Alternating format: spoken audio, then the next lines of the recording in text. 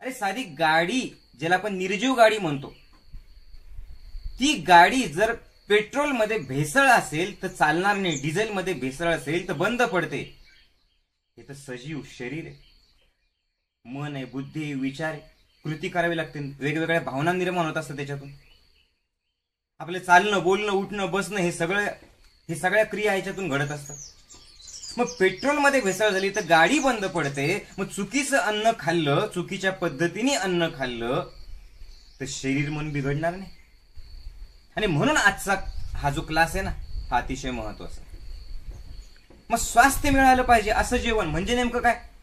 महत्वपूर्ण आहे, लक्षपूर्वक ऐका आणि चेक करा की 5 गोष्टी त्यात संतुलन म्हणजे स्वास्थ्य. म्हणजे काय? तुमचं शरीर निरोगी राहायला पाहिजे. चेक करा. मी ठामपणे सांगू शकतो की वयाच्या 43व्या वर्षी सुद्धा मला कुठलाच रोग नाही आणि माझा ओव्हर कॉन्फिडन्स नाही, आत्मविश्वास आहे की मला मरेपर्यंत कुठला रोग होणार नाही. का बरं? कारण जे मी बोलतोय ना ते स्वतः मी 25 वर्षापासून फॉलो करतोय. मी निरोगी आहे, मी आरोग्य संपन्न आहे. तुमचं शरीर आरोग्य संपन्न आहे? नसेल तर तुम्ही चुकीचं अन्न खाताय. मग शरीर निरोगी राहायला पाहिजे, पण मन शांत राहायला पाहिजे. आणि केव्हा शांत राहायला पाहिजे चेक करा. अशांत परिस्थितीत मन शांत राहत असेल तर तुम्ही बरोबर आहार घेतायत. मनाचा आणि आहाराचा संबंध आहे. जैसा खावे अन्न वैसा होवे मन. गौतम बुद्धांनी सुद्धा सांगितलं सात्विक अन्न घ्या, कृष्णाने सांगितलं सात्विक आहार घ्या.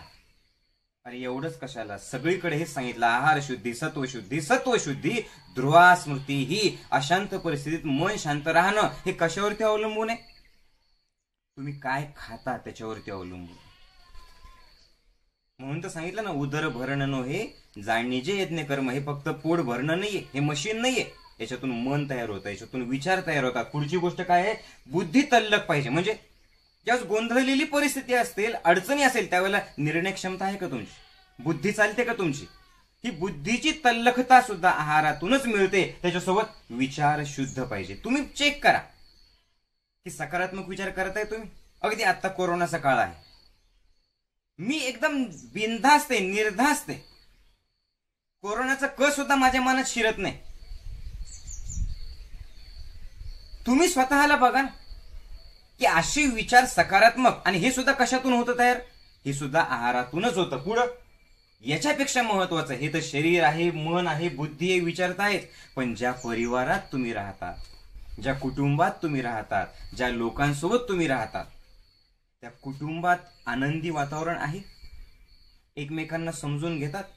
आई बाप, सासू सुना, मुलं मुली सगळे एकत्र आनंदात आहेत. आणि हे सगळं शरीर, मन, बुद्धी, विचार आणि कुटुंब हे सगळं बोलत राहा माझ्यासोबत. कशाशी संबंधित आहे? फक्त आहार. काय खाता, कसं खाता, लक्षपूर्वक ऐकायचं. मग आता यालाच काय म्हटलेलं आहे? स्वास्थ्य म्हटलेलं आहे. मग हे स्वास्थ्य जर मिळवायचं असेल ना तर संतुलित अन्न खायला पाहिजे. आणि संतुलित अन्न म्हणजे काय? ते 4 गोष्टी योग्य प्रमाणात तुमच्या मध्ये जायला पाहिजे. कुठल्या 4 गोष्टी आहेत? ऊर्जा देणारे कार्बोहायड्रेट जायला पाहिजे, ज्याला आपण मराठीत कर्बोदक म्हणतो. नंबर 2, शरीराची वाढ नीट व्यवस्थित होण्यासाठी प्रोटीन्स जायला पाहिजे, ज्याला आपण प्रथिनं म्हणतो. नंबर 3, शरीराचं संरक्षण, इम्युनिटी पॉवर वाढवणं, रोगप्रतिकारक क्षमता वाढवणं. आणि शरीराचं नियमन म्हणजे शरीराचं कार्य नीट व्यवस्थित चालण्याकरता सगळ्या प्रकारचे जीवनसत्व ABCDE हे सगळे जीवनसत्व, आणि त्याच्यासोबत कॅल्शियम, फॉस्फरस, लोह, पोटॅशियम, सोडियम, मॅग्नेशियम हे सगळे घटक पोटामध्ये जायला पाहिजे. नंबर 4 महत्वाचा आहे, पचन नीट व्यवस्थित होण्यासाठी सुद्धा आवश्यक आहे, शरीर चांगलं राहण्यासाठी सुद्धा आवश्यक आहे, ते म्हणजे योग्य प्रमाणात फायबर सुद्धा शरीरात जायला पाहिजे. संतुलित आहार म्हणजे 4 गोष्टी. कळतंय सर्वांना? मग आता एक एक बघूया.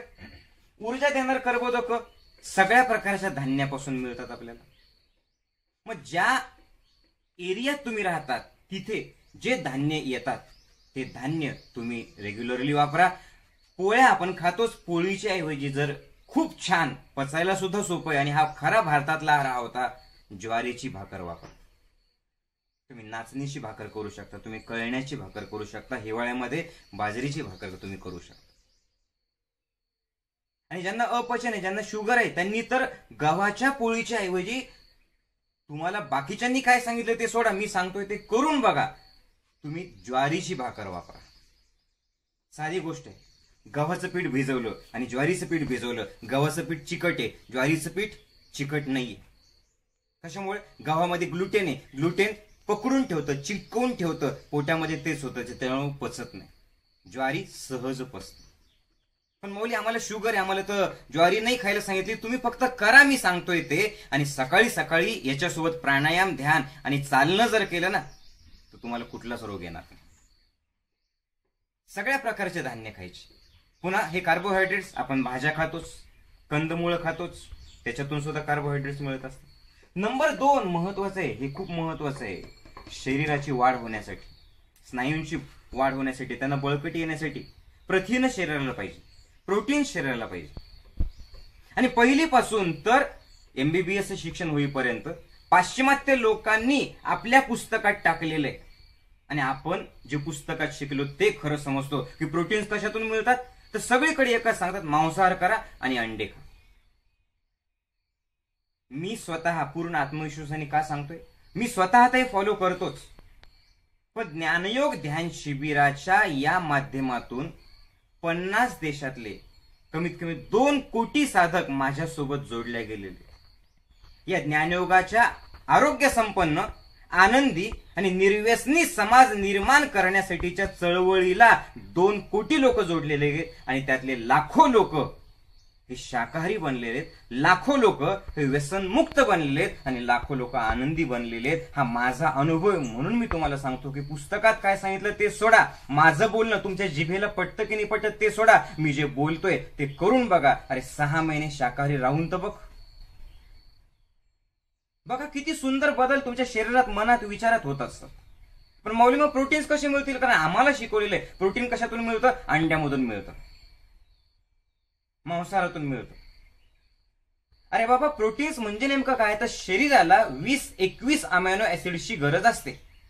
पण हे का नाही शिकवलं आजपर्यंत पुस्तकात कोणी टाकलं की त्यातले 17 अमायनो ऍसिड शरीर स्वतः तयार करतं आणि राहिलेले जे 4 आहेत, इसेन्शियल ज्याला आपण म्हणतो, आवश्यक असलेले जे 4, तुम्ही, अरे साधी गोष्ट आहे, तुम्ही मोड आलेली मूग आणि मटकी खा, तुम्ही सगळ्या प्रकारच्या भाज्या खा, तुम्ही कडधान्य तुम्ही घ्या, तुम्ही आठवड्यातून 1-2दा पनीर घ्या, तुम्हाला आपोआपच ते सगळ्या गोष्टी मिळतात. तुम्ही सुकामेवा घ्या, तुम्ही तेलबिया घ्या, तुम्ही तुमच्या जेवणामध्ये किंवा जेवण झाल्याच्या नंतर साधं बडीशोपच्या ऐवजी तुम्ही करून बघा, तुमचं हृदय सुद्धा चांगलं राहील. आपलं जे कराळ असतं, कराळ किंवा दुसरं काय असतं आपलं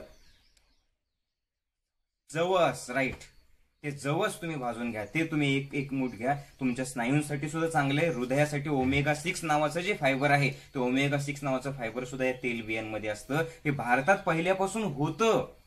मामाच्या गावाला गेलं ना तर तुम्ही बघा, एक मडक्यांची उतरंड आपली असायची आणि काय असायचं त्याच्यामध्ये, सगळ्या तेलबिया शरीरासाठी आवश्यक असलेल्या, तीळ असायचे, जवस असायचे, करहळा असायचे, सगळ्या तेलबिया असायच्या बघा त्याच्यामध्ये. आता ते मडके फुटले आणि हे मडकं आपलं वाढत गेलं. अंड किती हो त्याच्यात प्रोटीन? 14.4% प्रोटीन आहे. पण मुगाच्या डाळीमध्ये 24.4% आहे, तुरीच्या डाळीमध्ये 22.2% आहे, सोयाबीन मध्ये 44% प्रोटीन आहे. अरे मशरूम मध्ये 45% प्रोटीन आहे. नाही मग प्रथिन पाहिजे, मग स्नायू मजबूत व्हायला पाहिजे, मग कॅल्शियम आपल्याला मिळालं पाहिजे. अरे त्यासाठी सुद्धा तुम्ही भाज्यांचं प्रमाण वाढवा ना. तुम्ही सांगा सगळ्यात चांगले हाडं कोणाचे, स्नायू कोणाचे सगळ्यात चांगले? घोड्याचे आहेत, हत्तीचे आहेत. मग घोडा आणि हत्ती काय खातो? फक्त शाकाहार. पण पुस्तकात शिकवलेले का बरं? कारण हे पाश्चिमात्य लोकांनी दिलेलं नॉलेज आहे. आणि विश्वास नसेल, माझ्यावर विश्वास नसेल, तुम्ही माहिती आहे का, गुगल आहे तुमच्याकडे, सर्च करा की मागच्या 1 वर्षामध्ये अमेरिकेतले 6 लाख लोक आणि युरोपमधले 3 लाख लोक हे व्हेगन झालेले आहेत, संपूर्ण शाकाहारी झालेले आहेत. ते बुद्धिवादी लोक आहेत. आणि मी तर काय सांगतो, तुम्हाला नाही जरी पटलं तर तुम्ही हे करून बघा. त्याच्यामुळे प्रोटीन्ससाठी म्हणून तुम्ही वरतून प्रोटीन्स पावडर घ्यायची गरज नाहीये, प्रोटीनसाठी म्हणून तुम्ही मांसाहार किंवा अंडी खायची गरज नाहीये. प्रोटीनसाठी तुम्ही आपण जे महाराष्ट्रीयन जेवण करतो ते घ्या, त्याच्यातून पाहिजे तेवढे प्रोटीन्स भेटतात, एवढं लक्षात ठेवा. मोड आलेले मूग आणि मटकी तुम्ही घेऊ शकतात, तुम्ही तेलबिया घेऊ शकतात, तुम्ही आपले ड्रायफ्रुट्स तुम्ही घेऊ शकतात, आणि काही वेगळं करण्याची गरज नाही. बस एवढं करा, तुम्हाला त्याच्यातून प्रोटीन्स मिळेल. बाकीच्या सगळ्या गोष्टी आठवड्यातून 1-2दा तुम्ही पनीरची भाजी सुद्धा खाऊ शकता.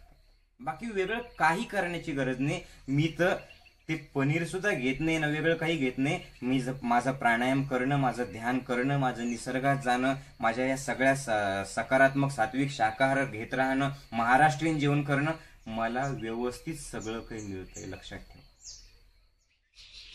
या कोरोनाच्या काळात सुद्धा कित्येक पेशंट मला भेटायला येतात. मी त्यांना काहीतरी सांगत असतो. पहिल्यांदाच क्लिअर करतो, मी डॉक्टर नाहीये, मी एक सर्वसाधारण व्यक्ती आहे. फक्त मी माझ्यावरती प्रयोग केले, आणि मी असं म्हणत नाही की असं कर. मी सांगतोय की मी माझ्यावरती हा प्रयोग केला, माझ्यासोबत माझ्यावर विश्वास नसणाऱ्या हजारो लोकांनी हा प्रयोग केला. त्यांचं शरीर, त्यांचं मन, त्यांचं कुटुंब चांगलं झालं, आनंद झाला. तुम्हाला जबरदस्ती नाही, तुम्हाला त्यांचं ऐकायचं तुम्ही त्यांचं ऐका. पण तुम्हाला जर खरंच जीवनाला बदलायचं असेल तर मी सांगतोय तसं शाकाहारी बनवून बघा, तुम्हाला सगळ्या प्रकारचे प्रोटीन्स याच्यातून मिळतात. नंबर 3 ते म्हणजे शरीराचं संरक्षण. त्यासाठी इम्युनिटी पॉवर पाहिजे, आणि शरीर कार्य करण्यासाठी सगळे जीवनसत्व ABCDE सगळे जीवनसत्व मिळाले पाहिजे. मग ते कसे मिळतील हो? त्यासाठी वेगळं काही करू नका. त्यासाठी बस एकच काम करा, 3 रंगाच्या भाज्या आणि फळं आपल्या पोटात जायला पाहिजे. कुठले कुठले 3 रंग आहेत ते?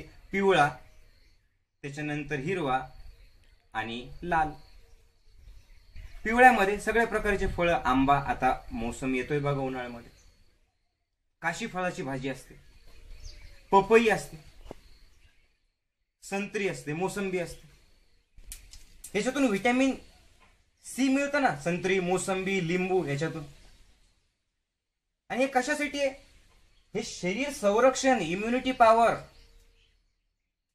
आणि सगळ्यांनी सांगितलेले की कोरोना सुद्धा ज्याची इम्युनिटी चांगली त्याच्यावर तेवढा परिणाम करणार नाही. त्याच्यातून वेगळं बाहेरचं वेगळं विकत घ्यायची गरज नाही, इंजेक्शन घ्यायची गरज नाही, पावडर घ्यायची गरज नाही, व्हिटॅमिनच्या गोळ्या घ्यायची गरज नाही.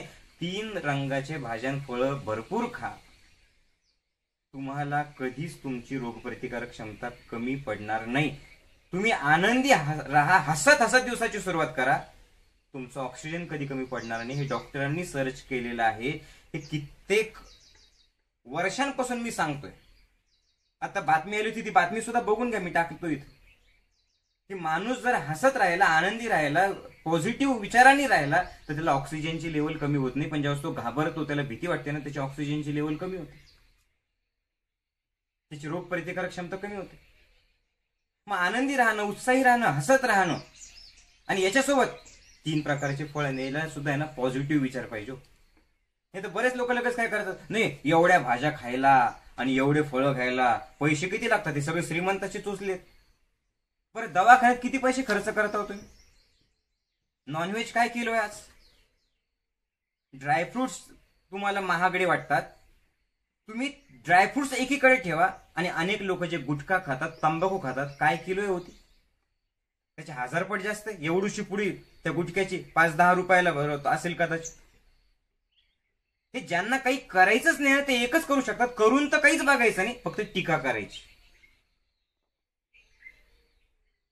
ते टीका करण्याच्या ऐवजी पॉझिटिव्ह विचाराचं टीका घ्या. मी सांगतोय ते करून बघा, म्हणजे टिकताल. पॉझिटिव्ह विचाराचं टीका असेल तर.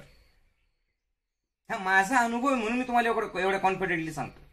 हिरव्यामध्ये ज्या हिरव्या आहेत ना, हे थिंक पॉझिटिव्ह. बघा इथं लिहिलेलंच आहे थिंक पॉझिटिव्ह, मग लाईट लागतो बरोबर. हिरव्या भाज्या, सगळ्या प्रकारच्या भाज्या खायच्या, पालेभाज्या खायच्या. आणि लालमध्ये बीटचा ज्यूस नियमित घेतला पाहिजे, गाजरचा ज्यूस नियमित घेतला पाहिजे, टोमॅटो तुम्ही घेऊ शकता. या 3 रंगाच्या भाज्या तुम्ही खा, तुम्हाला कधीच रोगप्रतिकारक क्षमता कमी पडणार नाही. हा माझ्या स्वतःचा अनुभव मी तुम्हाला सांगतोय. त्याच्यासोबत कॅल्शियम, फॉस्फरस, लोह, पोटॅशियम, सोडियम, ह्या सगळ्या गोष्टी. बस फक्त भाज्या तुम्ही भरपूर प्रमाणात घ्या, आणि ज्या मोसम मध्ये जे फळ येतात ते घ्या. आता टरबूज आहे बघा लाल, ते तुम्ही घेतलं पाहिजे. खरबूज येतं पिवळ्यामध्ये, ते तुम्ही त्या वेळेला घेतलं पाहिजे. आणि त्यासोबत फायबर हे खूप महत्वाचा घटक आहे. हे फायबरसाठी काय करायचं, तर साधं गव्हाचं पीठ चाळून कोंडा फेकून देण्याच्या ऐवजी त्याच्या सहित ते घ्या.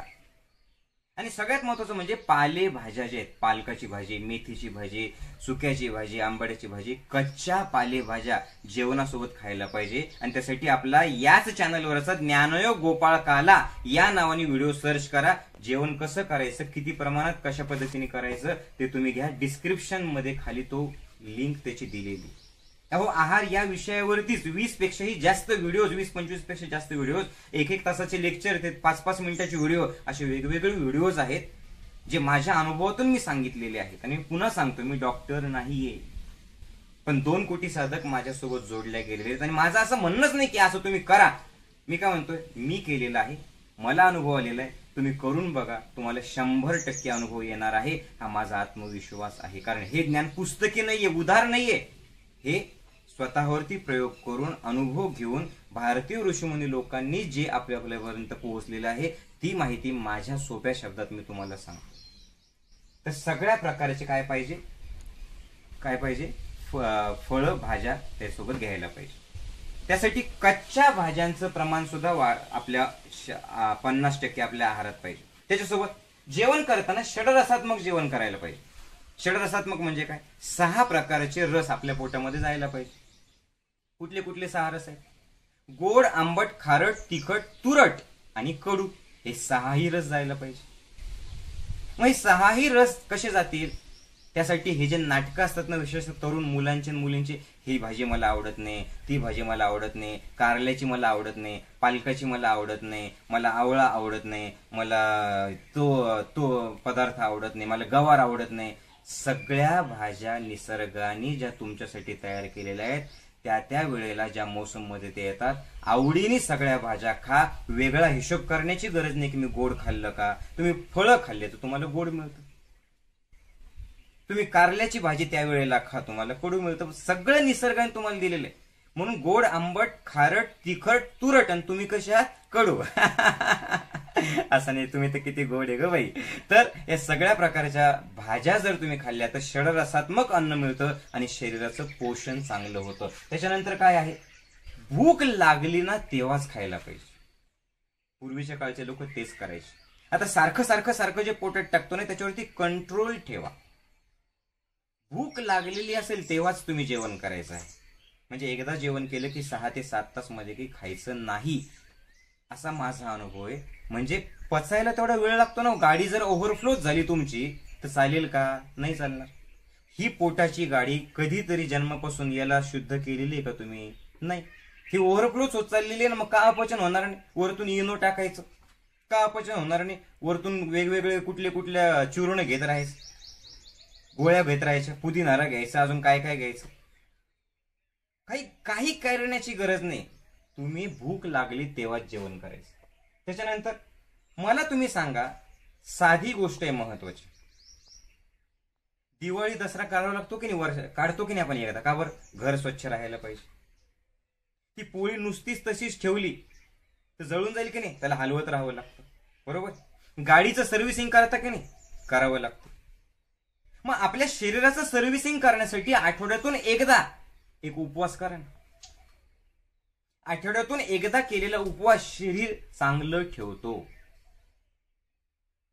माऊली, आम्ही रोज नाही, आठवड्यातून 3दा उपवास करतो. आणि उपवासाच्या वेळेला काय खाता तुम्ही, एकादशी दुप्पट खाशी, साबुदाणा, सगळे तेलकट पदार्थ, रताळे तळायचे, अजून काय करायचं ते. अधिक वास. उपवास तसा नाही पाहिजे, साबुदाण्याचा उपवास नाही पाहिजे. जे आपले ऋषीमुनी लोकांनी सांगितले तसा उपवास. म्हणजे काय, जवळ, आणि वास म्हणजे काय, राहणे. म्हणजे तुमचे सगळे कामं करताना एक दिवस देवाचं नाव घेत राहायचं, ज्या देवाला तुम्ही मानता त्याचं नाव घ्यायचं, आणि त्या दिवशी फक्त फलाहार करायचा. उपवासाचा अर्थ आहे फलाहार, बस.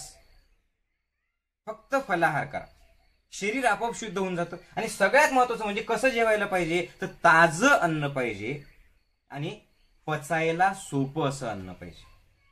आता पचायला सोपं अन्न खाण्यासाठी काय करायचं, मी पुन्हा एकदा सांगतो, रिपीट होईल पण पुन्हा एकदा सांगतो. ज्ञानयोग गोपाळ काला हा आहार तुम्ही बघा, आपला व्हिडिओ आहे तो बघा, तुम्ही डिस्क्रिप्शन मध्ये दिलेला आहे. या गोपाळकाला आहार ज्यांनी सुरू केला, ज्ञानयोग गोपाळकाला आहार ज्यांनी सुरू केला, हजारो लोक आहेत की त्यांची शुगर नॉर्मल झाली, त्यांचं बीपी नॉर्मल झालं, त्यांचं बाकीच्या शरीराची कार्यक्षमता त्यांची वाढली. आणि म्हणजे काय करायचं तर पचायला हलकं म्हणजे काय, तुम्ही जे पूर्ण शिजवलेलं खाता त्याच्याऐवजी काय करायचं, शिजवलेलं अन्न 30% खायचं आणि 70% ते 60% अन्न या कच्च्या भाज्या खायच्या आहेत. कशा मिक्स करायच्या त्या व्हिडिओत तुम्हाला त्याच्यात सांगितले. हे अत्यंत महत्वाचं आहे, हे खूप महत्वाचं आहे. आणि याला विरोध करू नका. कसं काय प्रश्न मनात, आता ज्यांच्या मनात प्रश्न येत आहेत ना, या प्रश्नाने तो वाटोळं केलेलं आपलं. मी काय सांगतो, प्रश्न नंतर करा, अगोदर मी सांगतोय ते 4 महिने 6 महिने करून बघा. मला खात्री आहे ना, मी एवढा विश्वासाने सांगतोय ना की तुम्हाला कुठले प्रश्न राहणारच नाही. का बरं? कारण ज्याला अनुभव आलेला असतो त्याला प्रश्न नसतात, आणि जो प्रश्नच पडलेला असतो त्याला अनुभव कधीच येत नाही. कारण करायचं काहीच नाही, नुसतीच बोलाचीच कडी आणि बोलाचाच भात, अनुभव मात्र शून्य. त्याच्यामुळे माझी हात जोडून विनंती तुम्हाला की प्रश्न मनात न आणता माऊली सांगतात तसं करा. ताजं आणि पचायला सोपं. मग काय पचायला सोपं आहे? तर फळ 6 तासात पचतात, भाज्या 9 ते 10 तासात पचतात, कच्च्या भाज्या. शिजलेला आहार 24 ते 48 तासात पचतो, आणि मांसाहार याला पचायला 48 ते 72 तास लागतात. तुमचं तुम्ही ठरवा पचायला काय सोपं. तर हे सगळं जे आहे, या सगळ्या गोष्टी काय खावं, याच्यासाठी काय खाऊ नये. तर सगळ्यात महत्वाचं शरीर चांगलं राहण्यासाठी पॅकिंग फूड खाऊ नये. आवश्यकता असेल, बाहेरगावी गेलं, पर्यायच नाही, तिथं खा. पण पॅक केलेलं फूड लवकर पॅक करून तुम्हाला घेऊन जातं. म्हणजे जे रोज आपल्या घरामध्ये आपण आहे, शहरामध्ये आहे, शहरातले लोक, विशेषतः मोठ्या मोठ्या सिटीजले लोक, सिटीज मधले जे लोक आहेत, त्यांना शुगर, त्यांना ब्लड प्रेशर, त्यांना हृदयाचे रोग, हे का बरं वाढलेले? हे जॅम, रेडी टू कुक, बस टाकायचं लगेच तयार, बस 2 मिनिट में तयार. हे सॉस वेगवेगळ्या प्रकारचे, त्याच्यानंतर चिप्स, हे ज्यूस सुद्धा फळांचे घेतात ना, याच्यासोबत त्यांचं स्टेटस असतं बाबा, ते फळं खात नाही, त्यांना तो फ्रूट ज्यूस पाहिजे. का बरं? स्टेटस असतं, त्यांच्या हिरो हिरोईनने जाहिरात केली. अरे बाबा, फळांचा ज्यूस सुद्धा जो आहे ना, हे ताजं पाहिजे. मी काय सांगतो, पॅकिंग फूड नाही पाहिजे. हे फळांचा ज्यूस असो, चिप्स असो, सॉस असो, रेडी टू कुक असो, जॅम असो, नाही अजून काही पण असो, हे पॅक केलेलं नकोय. का बरं? कारण ते टिकवण्याकरता प्रिझर्वेटिव्ह वापरलेले आहेत, आणि त्या प्रिझर्वेटिव्हचा आपल्या शरीरावरती जास्त परिणाम होतो. त्याच्यात जास्त मीठ असतं, जास्त साखर असतं, या कोल्ड्रिंक्सचा सुद्धा तेवढा वाईट परिणाम आपल्यावरती होत असतो. का बरं? हे सगळं पॅक केलेलं आहे. हे पॅक केलेल्या फूडमुळे काय होतं, आपल्या शरीरातली जी शरीराला आवश्यक असणारे घटक आहेत ना, ते मिळत नाही. का बरं? ज्यावेळेस आपण जेवतो, आपल्या शरीराला एनर्जी कुठून भेटते, तर लहान आतडे जे आहे, ते लहान आतडे आवश्यक असलेला रस शोषून घेतात त्या अन्नातला, आणि मग वेस्टेज मटेरियल पुढे मोठ्या आतड्यात टाकून देतात. पण हे पोषक रस शोषून घेण्याची क्रिया, हे पॅकिंग फूड जे आहे ना, हे जे प्रिझर्वेटिव्ह त्यात टाकलेले असतात ना, हे मंद करून टाकतात. ते पोषण होत नाही, पोषक रस आपल्या शरीरात येत नाही, आणि मग आजार येतात. ऍक्टिव्ह इम्युन डिसऑर्डर होते, रक्तदाब येतो, मधुमेह होतो, कर्करोग होतात. हे सगळे पदार्थ जे आहेत, हे पॅकिंग फूडमुळे येतात. मग आपल्यासाठी चांगलं असणारं अन्न कोणतं आहे? जे आज तयार केलं की उद्या सडणार आहे, उद्या खराब होतं, ते अन्न चांगलं आहे. जे जास्त दिवस टिकतं ते तुम्हाला टिकू देत नाही, एवढं लक्षात ठेवा. आज तयार केलं की उद्या खराब होईल, हे कोणतं अन्न आहे? आपल्या घरात आपली बायको किंवा आई, जिला आपली काळजी आहे, ती जे घरचा स्वयंपाक करते ना, तो चांगला आहे. आज आपण कुठेही तुम्ही गेलात, तुम्ही बघा कुठल्याही दुकानात किंवा मॉलमध्ये गेलात, तर जे लोक खरेदी करतात, काय खरेदी करतात बघा, ते फक्त पॅकिंग फूडचे ते घेतात. कारण आपल्याला जीवावर येतं करायचं, रेडी टू कुक पाहिजे आपल्याला सगळं. आणि हे जीवावर येणारं हे जे आहे ना, हे नंतर जीवावर उठतं. म्हणून आज मोठ्या शहरात कॅन्सरचं प्रमाण किती वाढलेलं बघा. ते म्हणतात माऊलीजी आमचे विचार चांगले, आम्ही प्राणायाम करतो, आम्ही सगळं करतो, कॅन्सर कशामुळे झालं? हे पॅकिंग फूडमुळे झालं. खायचं नाही पॅकिंग फूड, पर्याय नाहीये, तिथं घ्या तुम्ही. अरे तुम्ही तर लहान लहान लेकराला कुरकुरे खाऊ घालतात, तुम्ही लहान लहान लेकराला चिप्स खाऊ घालतात. अरे त्याच्याऐवजी घरी चिवडा करून ठेवा, लाडू करून ठेवा, गुळ शेंगदाण्याचे लाडू करून ठेवा, चकली घरी तयार करा. नाही करू शकत तुम्ही? त्या मॅगीच्या ऐवजी शेवाया तयार करा, मी पहिले वेगवेगळ्या व्हिडिओ सांगितलेले की या अनेक पदार्थांमध्ये चायनीजमध्ये हे काय टाकलेले आहे, ते त्याच्यात अजिनोमोटो टाकलेले आहे, त्याला काय म्हणतो आपण, त्याच्यात अजून काय आहे, त्याच्यामध्ये MSG टाकलेलं आहे. MSG म्हणजे काय, मोनोसोडियम ग्लुकॅमेट. आणि मोनोसोडियम ग्लुकॅमेट टाका तुम्ही गुगलवरती, माझ्यावर विश्वास नसेल तर. त्यांनी कॅन्सर होतो. आज घराघरामध्ये कॅन्सर होऊ लागलेलं आहे. हे पॅकिंग फूड टाळा, तुम्हाला लवकर पॅक करून घेऊन जातो. नंबर 2, नेहमी तळलेले पदार्थ टाळायचे. हे सगळं भारतीय संस्कृती होतं. सणासुदीलाच तळलेले पदार्थ खायचो की नाही खायचो आपण. मग आता रोज तळलेलं खातो आपण. आणि तळलेले पदार्थ खूप डेंजर आहे. त्याच्याऐवजी शिजवलेली भाजी चांगली. कारण भाजी शिजवतो ते पाण्यापासून, ते 100 डिग्री पर्यंत त्याचं तापमान वाढतं. पण तळण्याकरता जे तेल तुम्ही वापरतात 400, 500, 600 डिग्री पर्यंत तेल ते उकळतं. आणि एवढ्या डिग्रीमध्ये कुठलंच अन्न काहीच टिकवू शकत नाही. म्हणून तर म्हणतात ना, तळलेले पदार्थ जास्त दिवस टिकतात, ते खराब होत नाही. का बरं खराब होत नाही? कारण खराब होण्यासारखं काही ठेवलं का तुम्ही त्याच्यात, सगळंच जाळून टाकलं ना. ते किड्या मुंग्यांना सुद्धा कळतं. तुम्ही बायकांनी करून बघा, कढईत काहीतरी तळलं, तेल उरतं की नाही, ते तळलेलं उरलेलं तेल वाटीत 6 महिने ठेवा उघड्यावर. त्याच्यावर माशा बसत नाही, त्याच्यावर मुंगेही बसत नाही. असल्या छोट्या छोट्या प्राण्यांना सुद्धा कळतं काय खायचं काय नाही खायचं. पण आपण मात्र हे तळलेलं, हे पॅकिंग फूड खाल्ल्यामुळे आज माणसं कुठल्या मौतीने मरतात बघा. माणसाच्या मौतीने मरत नाही, ते किड्या मुंग्याच्या मौतीने मरतात. अरे जगण्यासाठी तुमच्यापैकी अनेक लोकांना गोळ्या घेत जगावं लागतंय. जगणं हे गोळ्या घेत जगणं. आणि म्हणून माझं बोलणं ऐकताना नुसतं ऐकून सोडून देऊ नका. लागल कदाचित, पण आत्मपरीक्षण करा. खरंच गोळ्या घेत जगावं लागतं. किती भीत जगतात. अरे तुमच्यापैकी तर अनेक लोक अर्ध आयुष्य तुमचं पैसे कमवण्यामध्ये ना अर्ध आरोग्यावरती पैसे घालवण्यात खर्च होतो. अरे तुमच्यापैकी तर अनेक लोक जेवण कमी आणि मूठभर गोळ्या घेतात. हे कशामुळे? हे जीवनशैली चुकीची आहे. हे आनंदी राहायचं नाही. हे स्वतःला भीत मरतो की काय मरणाची भीती. कुणाला वाटते मरणाची भीती? जे भरभरून जगत नाही ना त्यांना वाटते. आणि याच्यासाठी आहे ना आपल्या ज्ञानयोगाच्या चळवळीशी सहपरिवार जोडल्या जातात. सांगण्यासारखं खूप काही. नेहमी शिळं अन्न खायचं नाही. शिळं म्हणजे फ्रीज प्रत्येक घरात आहे, माझ्याही घरात आहे. पण कंटिन्यू फ्रीज मधलेच पदार्थ पुन्हा सारखे ज्यावेळेस तुम्ही गरम करतात ना, त्यावेळेस त्यातले पोषक रस निघून जातात. आणि शिळे पदार्थ पुन्हा गरम केल्याच्या नंतर ते शरीराला अंगी लागत नाही. त्याच्यामुळे ताजं अन्न घ्या. त्याच्यासोबत अजून एक महत्वाचं आहे, ते म्हणजे पांढरी साखर कमी करा. साखर अतिशय खतरनाक आहे. मैदा कमी करा. वरतून मीठ कमी करा.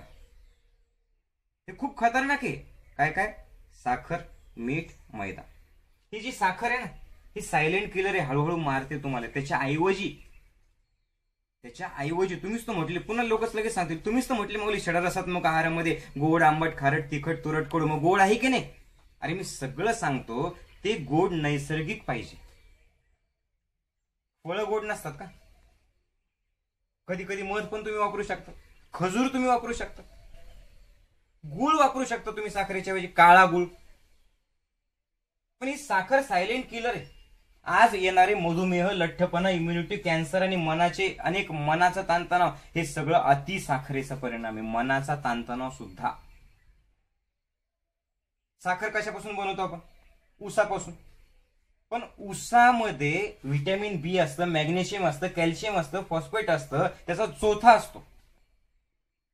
ज्यावेळेस साखर बनवतात ना, त्या साखर बनवण्याच्या प्रक्रियेमध्ये हे सगळं व्हिटॅमिन बी, मॅग्नेशियम, कॅल्शियम, फॉस्फेट, चोथा, हे तर सगळं त्याच्यातून नाहीसं होतच. प्लस ते साखरेच्या प्रक्रियेमध्ये त्याच्यामध्ये फॉर्मॅल्डिहाइड वापरतात.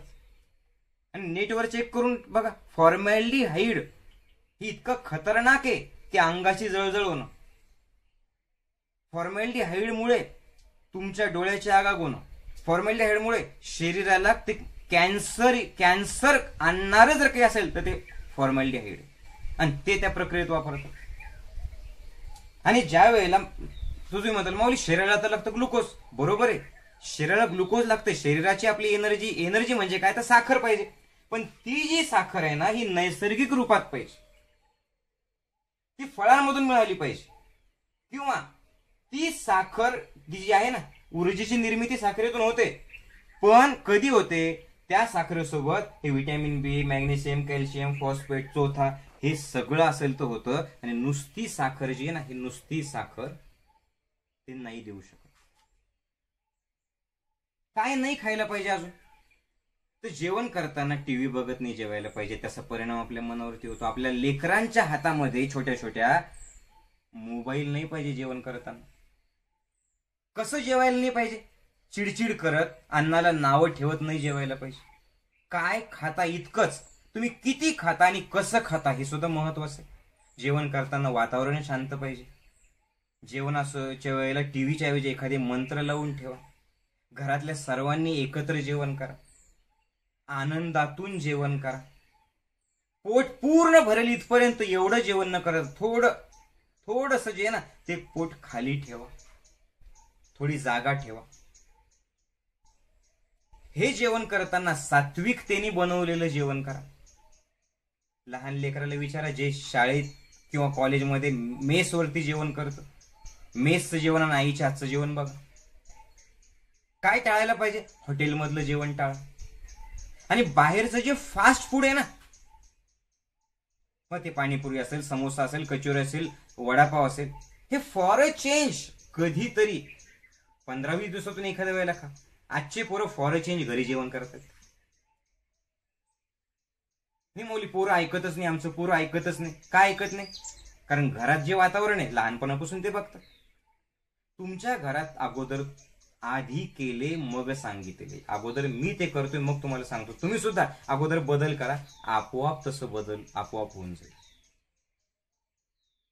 का बरं, कारण अन्नातून हे संपूर्ण शरीर, मन, बुद्धी, विचार हे सगळ्या गोष्टी तयार होत असतात. हे विश्वासाने करा, हे 100% करा. आपल्या या चॅनलवरचे बाकीचे व्हिडिओ सुद्धा नक्की बघा आणि तुमच्यात बदल करा. इतरांना सुद्धा हे शेअर करा. आणि आपल्या ज्ञानयोगाच्या चळवळीसाठी, आपल्या ज्ञानयोगाच्या माध्यमातून 50,000 लोकांनी दारू सोडलेली, तंबाखू सोडलेली, गुटखा सोडलेला. व्यसनमुक्ती तर आहेच, पण व्याधींपासून सुद्धा मुक्ती मिळालेली. ज्ञानयोगाची ऊर्जा, ज्ञानयोगाची शक्ती. आणि आपला हा चैतन्यवनाचा 10 एकरचा परिसर, औरंगाबादमध्ये आपलं चैतन्यवन आहे. आणि पुन्हा एकदा सांगतो, मी कुठला बाबा नाहीये, मी महाराज नाहीये, मी कीर्तनकार नाहीये, किंवा मी डॉक्टर पण नाहीये. फक्त मी माझ्यावरती जे प्रयोग केले, निसर्गाच्या सोबत राहिलो, आत्मपरीक्षण केलं, स्वतःच्या मध्ये बदल केले. मी ध्यान करतोय रेग्युलरली, प्राणायाम करतोय. आणि माझ्याकडे देण्यासारखं काय असेल तर एकच गोष्ट आहे, माझी तळमळ, माझं प्रेम, आणि या सर्वांचं चांगलं व्हावं, बस ही माझी खूप आंतरिक इच्छा. या जगातल्या प्रत्येकाच्या चेहऱ्यावरती हास्य फुललं पाहिजे, प्रत्येक कुटुंबात आनंद मिळाला पाहिजे, आणि प्रत्येक जण निर्व्यसनी आणि आरोग्य संपन्न जीवन जगायला पाहिजे. हीच तळमळ माझ्याकडे, बस. आणि तेवढंच मला द्यायचं. नाही पटलं सोडून द्या, नका घेऊ. वाटलं काहीतरी माऊली मनापासून सांगतायत, बदल करा, टिकवून ठेवा, ज्ञानयोगाशी जोडलेलं राहा, आणि इतरांपर्यंत हा संदेश पोहोचवा. हा व्हिडिओ सर्वांना शेअर करा. जय गुरुदेव.